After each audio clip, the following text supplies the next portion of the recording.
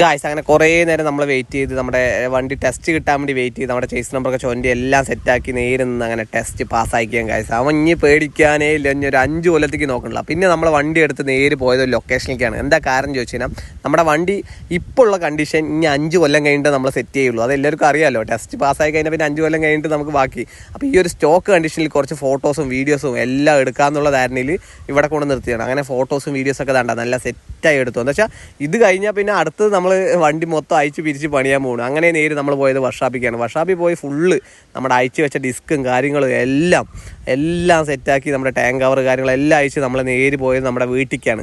വീട്ടിൽ പോയിട്ട് കുറച്ച് പണിയുണ്ട്. എന്താ കാരണം വെച്ചാൽ അതിൽ കുറച്ച് വയറിങ് കാര്യങ്ങളൊക്കെ പണിയുണ്ട്. നമുക്ക് ഫോഗ് ലാമ്പ് പിടിപ്പിക്കണം, അങ്ങനെ ഒരുപാട് പരിപാടികളുണ്ട്.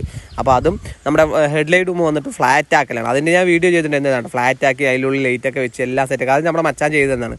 ഈ ഹെഡ്ലൈറ്റ് മാറിയപ്പോൾ തന്നെ വണ്ടിൻ്റെ ലുക്കേ മാറിയിട്ടാണ്. പിന്നെ ഇതിൻ്റെ അടിയിൽ തന്നെ നമ്മളൊരു ഫോഗ് ലാമ്പ് സെറ്റ് ചെയ്തിട്ടുണ്ട്. നമ്മുടെ പഴയ ഫോഗ് ലാമ്പ് അയച്ചു വെച്ചിട്ട് ഒരു വെറൈറ്റി സാധനം പിടിപ്പിച്ചിട്ടുണ്ട്. നമുക്ക് കാണാൻ പറ്റുമെന്ന് എനിക്കറിയില്ല. നമ്പർ പ്ലേറ്റിൻ്റെ അടിയിലാണത്. അത് ഇത്തിരി വെറൈറ്റി ആയിട്ട് ഞാൻ സെറ്റ് ചെയ്തത്. കാണുമ്പോൾ ഒന്നും ഇല്ലാന്ന് തന്നെ തോന്നും. എന്താണ്ട് ശ്രദ്ധിച്ച് നോക്കി അതിനെ കാണാൻ പറ്റും.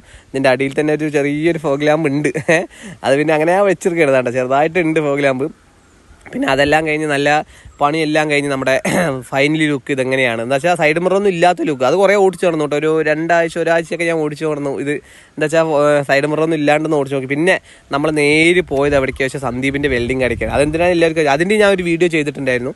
ഇതാണ്ട സൈഡ് നോബ് പിടിപ്പിക്കില്ല. അപ്പോൾ നിങ്ങളെ വീഡിയോ കാണാത്തൊരു ജസ്റ്റ് എൻ്റെ അക്കൗണ്ടിൽ പോയി നോക്കിയാൽ മതി. ഇതിൻ്റെ എല്ലാം ഫുൾ വീഡിയോ ഞാൻ ഇട്ടിട്ടുണ്ടായിരുന്നു.